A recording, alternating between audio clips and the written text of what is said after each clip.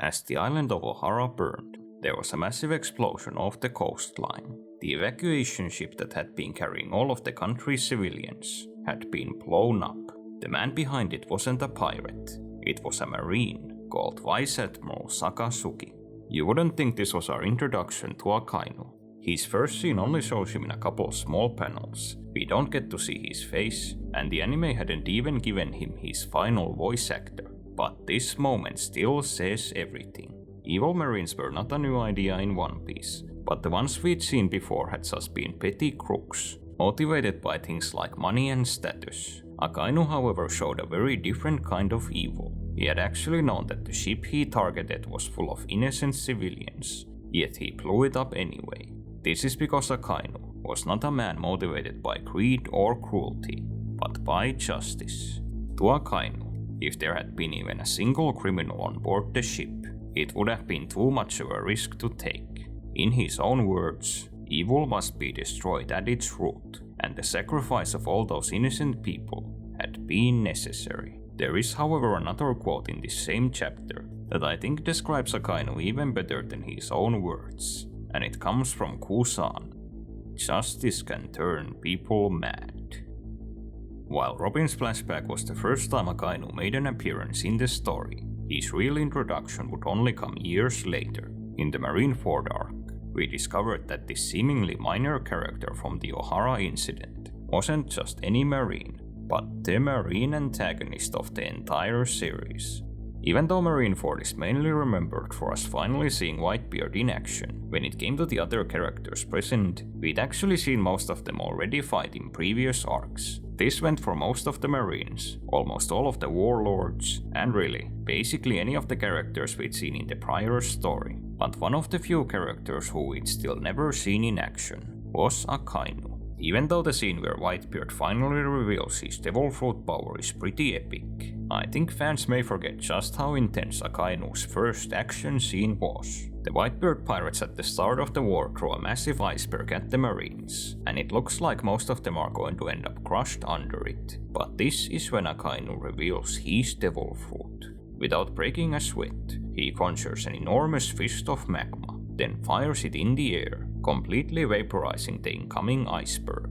Rather than stopping there, however, Akainu's attack keeps going, sending a firestorm of magma down on the Whitebeard pirates and turning the entire battlefield ablaze. Seeing all of this destruction, the civilians who were watching the broadcast of the war thought that they were literally witnessing the end of the world. Even Whitebeard admits that Akainu had made quite an entrance, though he also jokes that he should just stick to lighting birthday candles. Akainu, however, retorts back by telling Whitebeard that he was just giving him a bright funeral. In just a couple pages, the manga had made it clear that Akainu wasn't just a man hell-bent on justice, but also a walking cataclysm, who was right up there with the strongest characters in the story. This exchange between Akainu and Whitebeard was also a sign of what would happen shortly hereafter. Out of everyone at Marineford, Akainu would end up basically being the Marines' champion against Whitebeard. The two have several one-on-one clashes throughout the war, where Akainu ended up being the one who delivered by far most of the serious damage to Whitebeard. I honestly think this, even more than the display of his devil fruit power,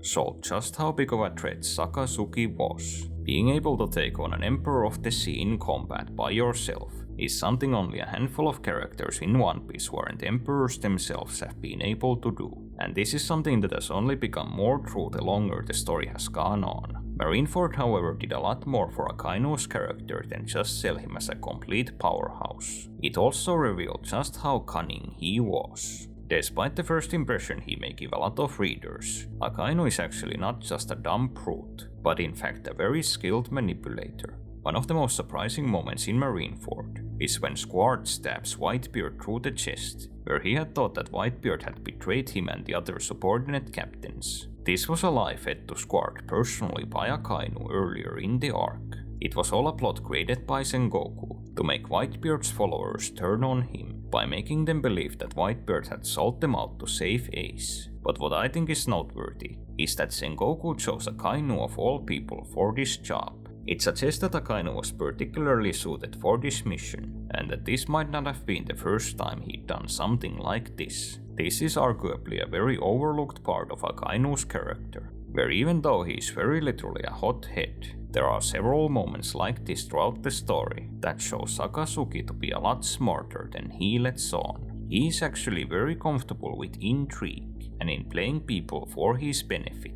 I think this is also a big hint to the future direction of his character, which is something I'll discuss more later in the video. To say that Akainu did well in fighting against Whitebeard is honestly an understatement. If we look at Whitebeard's body at the end of Marineford, his most notable wounds are the massive hole in his chest and him literally having half of his face wiped off. Both of these were wounds given to him by Akainu. Not only this, but it was several times said by other characters that Whitebeard was essentially a dead man walking after taking these attacks. This is however not to say that Whitebeard himself did not also do a number on Akainu. There's actually one attack in particular Whitebeard did to Akainu, where it's crazy that he is still alive.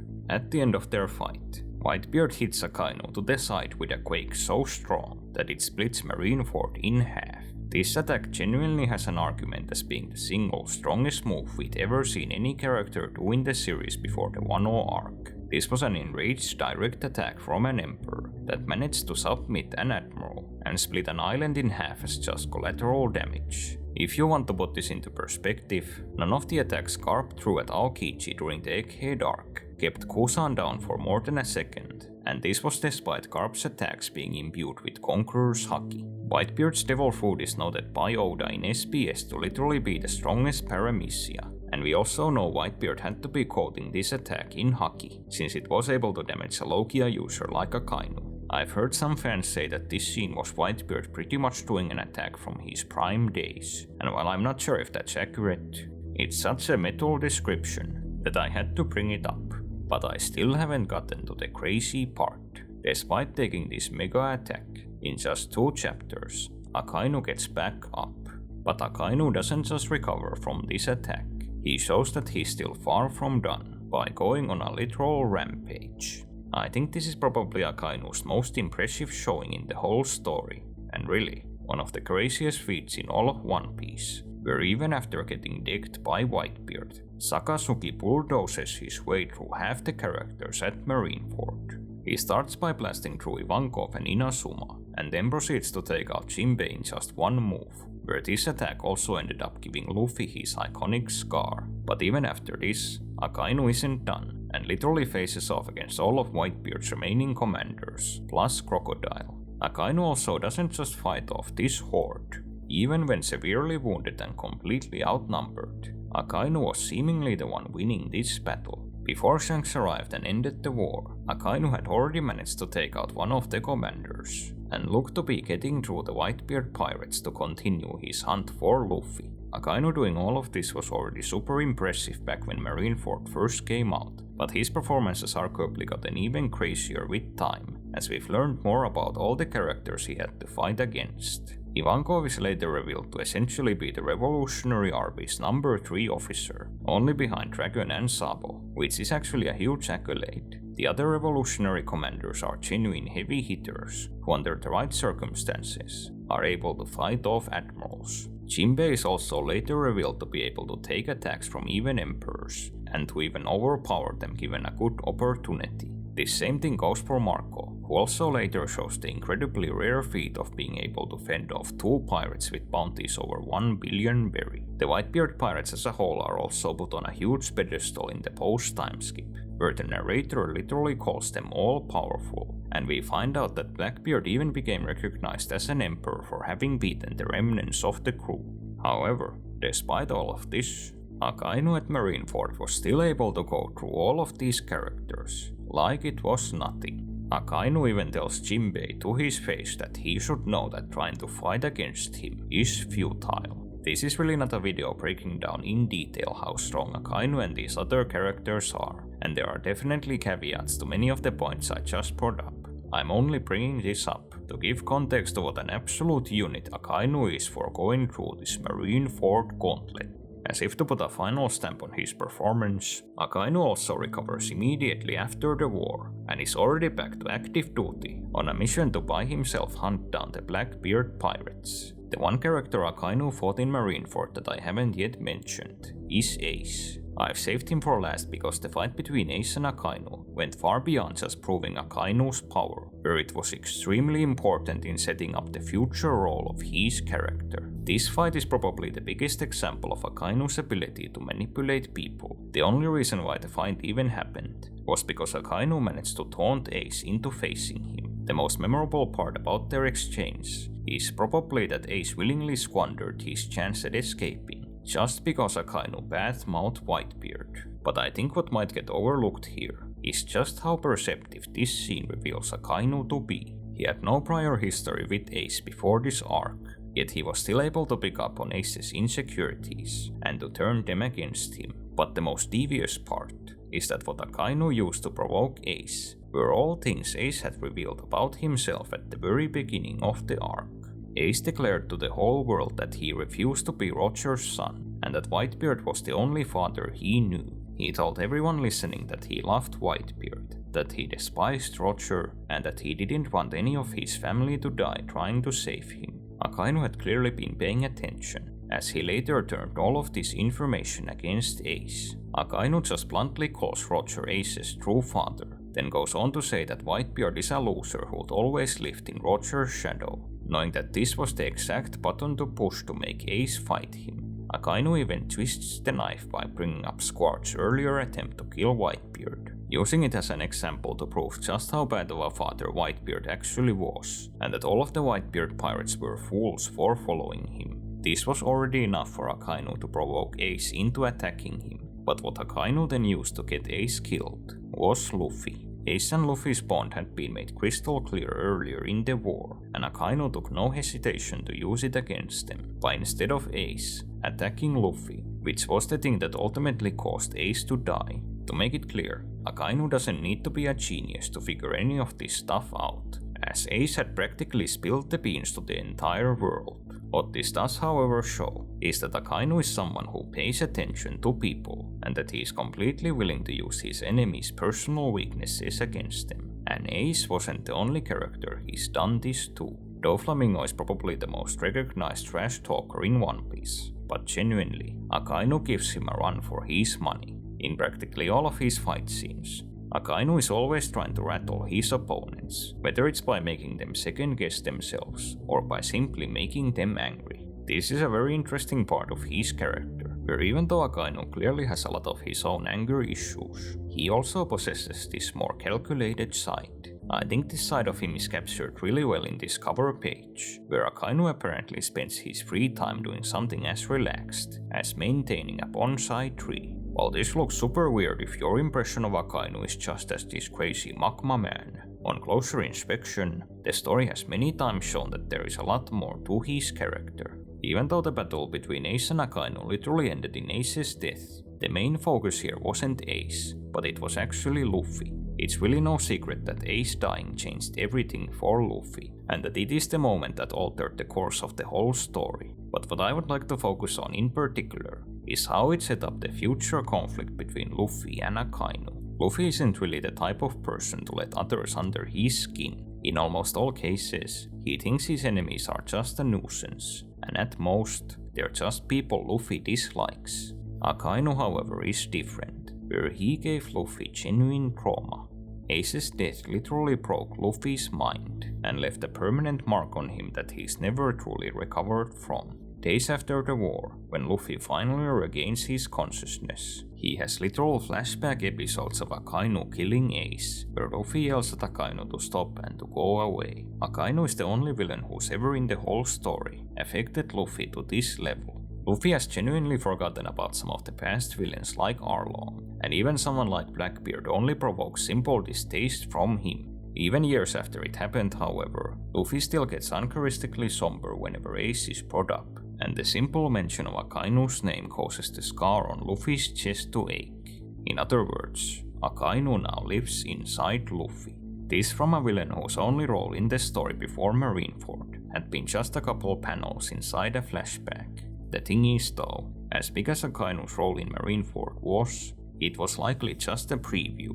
As important as Akainu being the man who killed Ace was, it was clearly just the beginning, and the conflict between him and Luffy is only set up for the future. Also, for all his feats in the arc.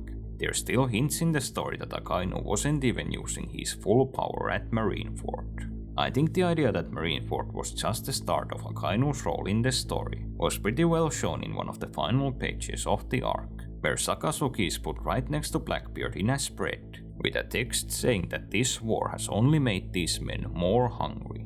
I think this has always been the story's plan with Akainu's character. Marineford was just the first taste, and Akainu's true purpose is only going to be fulfilled in the final war. Akainu had pretty much been our first look at a marine consumed by the idea of absolute justice. Marineford then established him as a complete unit, who in many ways even put the government's other top fighters in his shadow. And Marineford also made Akainu into the most personal villain Luffy had ever had. But beneath everything else we learned about Akainu at Marineford, there were also glimpses inside his head, and how he may not actually be just a mad dog.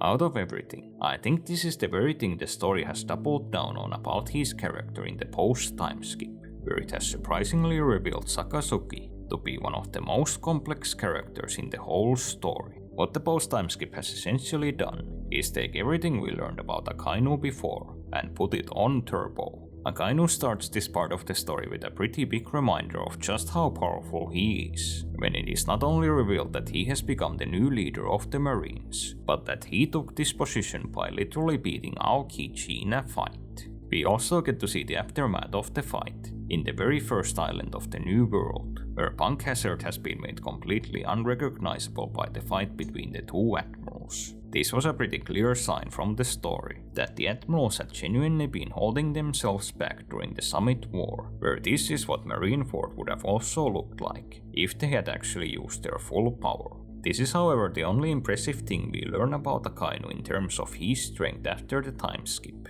Now that he has become the fleet admiral, Sakazuki doesn't actually get to do much fighting, and basically has to stay at New Marineford leading the entire navy, while the other marines are the ones who get to go out on missions. This is also the start of a new theme in Akainu's character, which is that, despite him becoming the most important marine in the world, he is not actually happy with his position. Apparently, the world government itself had wanted Akainu to become the new fleet admiral. This made a lot of sense, since the pre-time skip story had already revealed that Akainu was both one of their most loyal soldiers and someone who was also willing to do their dirty work for them. Yet, after Akainu actually became the fleet admiral, he surprisingly starts pushing back against the government. The job of the fleet admiral turns out to be a disappointment to Akainu, where he does not like being stuck to a desk, and thinks that even if he is the fleet admiral, he should still be out there leading the marines on the field. Far more importantly though, it is also revealed that Akainu and the 5 elders don't even like each other. Even though the elders are the ones who gave him the job, Akainu and the Gorosei are constantly at odds in the post-time skip. Akainu calls the elders out on them letting a pirate like Doflamingo manipulate them, while the elders blame Akainu for him having spared Kusan, who has now joined up with Blackbeard. To Akainu, the Navy is its own respected organization, while to the elders, the Navy and Akainu himself are just the world government's tools to use as they see fit. There's also this really funny scene, where Saint Saturn literally calls Akainu as being impotent. These aren't however just random debates between the top world government characters, they actually reveal a huge conflict within the faction. The post-time skip many times shows that there is a genuine rift between the government and the Navy. During Wano, we find out that the world government is in secret, literally buying weapons from criminals without the Navy's knowledge, and they are even willing to kill marines to keep this hidden. The government also keeps even the fleet admiral out of the loop on some of their plots, where Akainu genuinely did not know how Doflamingo was able to blackmail the elders. While the story in the pre-time skip might have given the readers the idea that Akainu was the government's loyal dog, this turns out to not be true, and there is in fact a ton of tension between Sakazuki and his bosses. The government basically treats him as just a tool, but what is really interesting is that Akainu also seems to realize this. We already knew from the pre-time skip that Akainu wasn't stupid, and he clearly knows that he is being used. In the Egghead arc, Akainu has a fight with Kuma in the Holy Land, and I think this fight revealed just how self-aware Sakazuki is about his current situation. When fighting Kuma, Akainu pesters him about why a mindless cyborg like him has turned on his masters. After Kuma finally manages to escape from him, Akainu is left wondering about being a puppet with no mind or will left. I personally think that Akainu is being introspective here. He's not talking about Kuma, but about himself, and how he's very much just a puppet of the world government. Fittingly, Akainu thinks this, just as the celestial dragons in the background are chastising him for being a failure of a fleet admiral. Akainu being critical of the government is however hardly the only layer of complexity the post-time skip has added to his character. One of the most notable things about him in the pre-time skip was that Akainu seemed to have this blind hatred for pirates. He pretty much ended the Marineford arc word for word declaring that piracy was an evil that must be destroyed. Come to find out, Akainu actually isn't dead set on this idea. Shockingly, he was actually someone in favor of the warlord system. After Dressrosa, he would have simply wanted the navy to cover up everything that happened with Doflamingo, and for them to continue using the warlords, and he even has a huge argument about this with Fujitora. Even more shockingly, however, when Fujitora eventually succeeds, and the warlords are abolished, Akainu is immediately willing to bury the hatchet with him. Not only are Akainu's feelings about pirates more complex than what he'd previously shown, he is also actually able to admit when he is wrong. This is not even the only time something like this happens with Akainu in the post-time skip. After the Egghead arc, when Kizaru for the first time goes against Sakazuki and yells at him for not respecting his feelings, Akainu once again immediately admits his mistake and apologizes. We also find out that after his literal death match against Aokichi, Akainu apparently could not bring himself to kill Kusan and chose to let him live. This is once again very different from pre-time skip Akainu, who without any hesitation was willing to on the spot execute marines who went against him. I actually think this is also another hint to Akainu's true character, where he seemingly didn't do anything to Kobe after the Summit War. Akainu became the leader of the Marines, yet he apparently still let Kobe off the hook, even though it cost him his chance to kill Luffy. I think there's basically a theme to all of these examples, and that theme is compromise. Even though Akainu came off as a man obsessed in the pre-time skip, in the post-time skip, he time and again shows that he's willing to meet people halfway. I think the biggest twist about Akainu's character in the post-time skip, however, came from the fight he had with Kuma. In the fight, Akainu tells Kuma that the reason why he wants to stop him is because he could be a threat to civilians. This coming from the same man who years ago blew up a refugee ship just for the chance it held a criminal on board. While he is ruthless, based on this, Akainu does genuinely believe that what he's doing is protecting innocent people. With all of these examples, I think the picture is slowly starting to become clear. While the pre-time skip made Akainu out to be this uncompromising monster, the post-time skip has shown that he is in truth a very grey character. Because the story has basically only ever shown Akainu at most once or twice in every post-time skip arc, this is however all characterization that is very easy to miss. Much of this new characterization has also focused specifically on Akainu's sour relationship with the world government, and I think this is what all of this is building up to. At the end of Vegapunk's speech, when he declares that the war for the One Piece is about to start, we get panels showing the major factions of the world. One of these panels is dedicated to just the Marines, and it even shows that some of them already want to go for the One Piece. I think this could very well hint at the ultimate role of the Marines in the story. To put it very simply, they are likely set up to revolt against the world government, in practice, becoming their own faction in the final war. I think this could also be what we've been building up to with Akainu ever since the time skip, which is that he was never truly a government man, but always first and foremost a navy man. When Doflamingo blackmailed the government, Akainu's only interest was that it would tarnish the image of the navy, and he didn't give a damn about how it made the celestial dragons look. Then again, when Akainu wanted the events of the Dressrosa arc to be covered up, he did this because he thought that the truth could harm the navy. In other words, Akainu doesn't even appear to be loyal to the government itself, but simply sees them as people the Marines have to live with. And clearly, there are many things Sakazuki doesn't like about this arrangement. If he were to make the Marines his own faction, however, Akainu could essentially have everything he'd always wanted. This could be a really interesting path for the story to take. I think the beauty of it is that it would add so much agency to Akainu's character. During the final war, he could be waging a war against all of the criminals of the world, but simultaneously also try to depose the world government itself.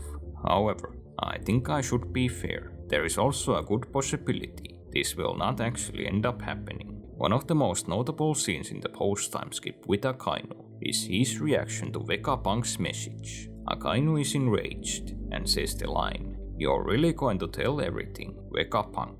My initial reaction was that Akainu actually wanted Vegapunk to reveal to him all of the government's dirty secrets, but from reading the original Japanese of this scene, it actually isn't that clear. Based on my reading of the original text, it's just as likely that Akainu already knew everything Vegapunk was telling the world, and he was actually mad at him for leaking the government's secrets. In retrospect, this could even be the more likely interpretation. Akainu at the end of Egghead calls the island, and he's literally asking if Saint Saturn is unharmed. Akainu being concerned about the safety of the elders would to me be really weird if he had just moments ago been fuming at the government having lied to him. In other words, Akainu likely already knew the government's secrets beforehand, which would mean that he is in fact very deep in with the celestial dragons. This is all incredibly interesting. Based on everything I've covered in this video, Akainu is clearly still very critical of the government, yet at the same time could have known something as huge as the fact that they're literally going to sink the entire world. I think the best explanation is the word I used when describing Akainu before: compromise. Even if he knows that the celestial dragons have a lot of skeletons in their closet, Akainu may still be willing to compromise, seeing them as a necessary evil. Whether he'll eventually turn on the celestial dragons in the final war, therefore still remains to be seen. The rift between Akainu and the government is real, but it is also possible that this is set up for Akainu in the final war being a more conflicted character, rather than him becoming an outright traitor. While many of the other Marines could defect, Akainu could end up staying with the government to the bitter end, playing a role similar to Katakuri by choosing to stay loyal, not because of his boss's flaws, but despite them. Honestly, my own preference is that Akainu would in fact rebel, and I think it would make the story way more interesting. I'd however also like to hear in the comments what all of you think about this topic. What I should however point out is that whatever will happen between him and the government, Akainu's role in the final war is clearly going to be massive. If you recall, I earlier brought up the spread, where Marineford pretty much closed off by focusing on Akainu and Blackbeard being some of the biggest players in the future of the story. This is something One Piece has repeatedly done for years after this scene. Without fail, whenever the story does this kind of page, showing the major players of the coming era, Akainu is always present. This most notably happened with the page at the end of Vegapunk's speech, where Sakazuki has the lower right corner all to himself. Akainu also has this personal scene right before the start of the final saga, where he looks upon the sea, lamenting that he became a fleet admiral in a very chaotic era, but that he is going to crush each and every person who stands against him. This is pretty much the last big thing I want to discuss in this video. Who is Sakazuki actually going to fight in the final war?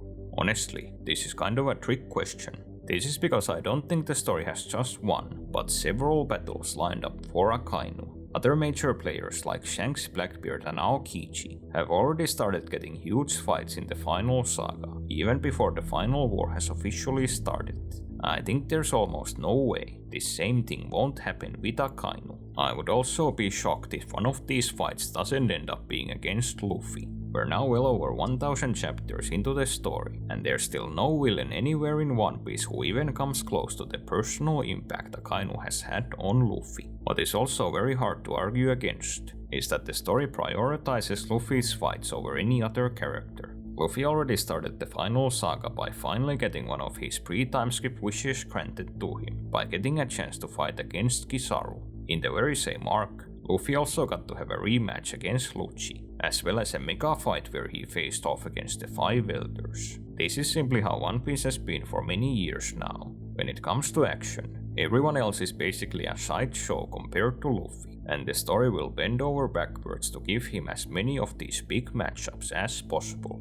So really, there's practically no way I see the story not giving Luffy a chance to go up against his personal greatest enemy. I think the story, however, has a lot more in store for Akainu than just this Luffy fight. I am not even wholly convinced that Luffy will be the man who will give Akainu his final defeat, and the fight could well turn out like Luffy vs Kizaru, where the latter will keep playing a role in the final saga even after the fight. For more context, you should click here to watch my other Final War video, where I break down why, just like Akainu, Kizaru has always been meant to be an endgame character. After Luffy, Akainu's biggest potential matchup is probably Monkey D. Dragon. The two clearly have some kind of connection, as Akainu's entire reason for targeting Luffy at Marineford was because he was Dragon's son. It has also now been confirmed that Dragon did in fact used to serve in the Marines, and since him and Akainu are almost the same age, the likelihood that they serve together is very high. It is also possible that the story is already setting up Akainu becoming involved in the subplot involving the Revolutionary Army. Akainu has now gotten personal scenes with both Bonnie and Kuma. The Revolutionary Army is currently targeting the area around Marine HQ. The government has charged Akainu with quelling the recent uprisings created around the world by the revolutionaries. And I think most interestingly, both Dragon and Akainu have their own individual scenes discussing the God's Knights. The Revolutionary Army subplot is basically the biggest thing currently happening in One Piece outside the Straw Hats, and it could even be that Akainu might get his chance to face off against Dragon and to reveal what this connection between them is, sooner rather than later. Literally the last thing Akainu said at the end of the Egghead arc was that he wanted a swift conclusion to his battle with the world government, and despite all the memes, I genuinely think Dragon's time to do something is finally at hand.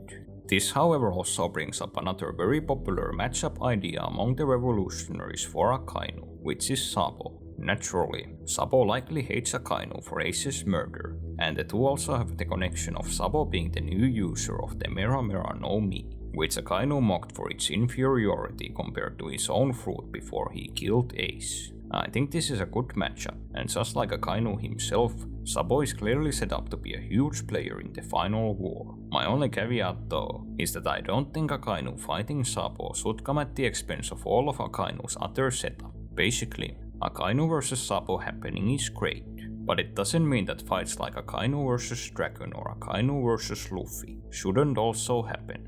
But really, I don't honestly think this is even a concern. For example, in Wano, even though Kaido vs Luffy was the main fight, we still also got all the resolutions to all the other personal conflicts with Kaido through the other characters he fought, be it the Scabbards, Yamato, or the other Supernova. I think this is pretty much the most likely outcome for Sabo vs Akainu, where the two could very well have a fight in the future, but the one who will finally finish off Akainu will very likely not be Sabo, but Luffy.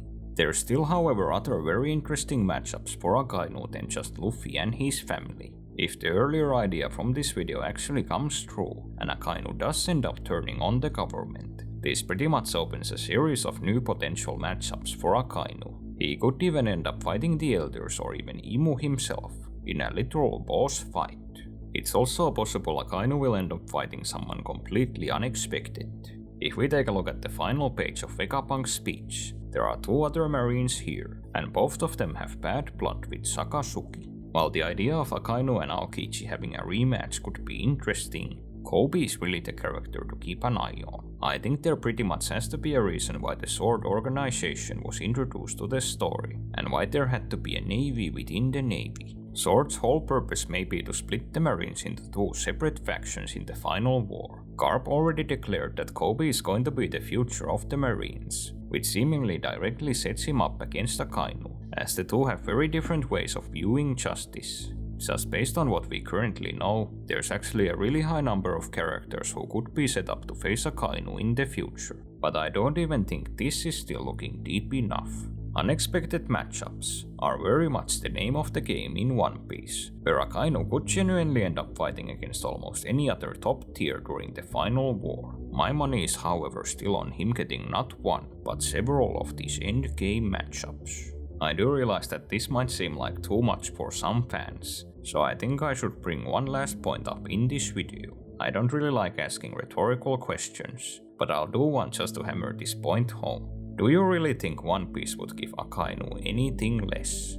The writing is pretty much on the wall about how much of a colossus the story wants this man to be in the last few arcs. Even though this video is already super long, there's still a ton of things about Akainu I haven't even gotten to cover. Most notably, what is actually pretty funny, is that Oda uses every possible opportunity to gush about him outside the manga. Oda has revealed that he based Akainu on who in his mind is the most handsome man from real life. In Akainu's favorite card, he reveals that Sakazuki has the most offensively powerful devil fruit in the whole story. In another interview, Oda said that Akainu was someone who could end the story in a year if he was the main character. And if it still wasn't clear just how infatuated Oda is with this man, in a special Q&A done last year, Akainu was revealed to currently have the highest bounty of any known alive character in the story, and its amount is literally competing with Whitebeard and Roger. So, maybe it's just me, and this whole video has just been a waste of everyone's time, but this dude sure sounds like he's going to be pretty important. Thank you to all my members for allowing me to plunder your wallets. If you also want to become a victim of my channel's pirating ways, click the join button, because you'll also get access to my secret videos. I plan on making more of these Final War videos, and I think the next one is going to be about Aokiji. For my own sake, I hope it won't end up being this long. Doing this much editing can't be healthy. Anyway, really appreciate those of you who watched this video to the very end. Thank you so much.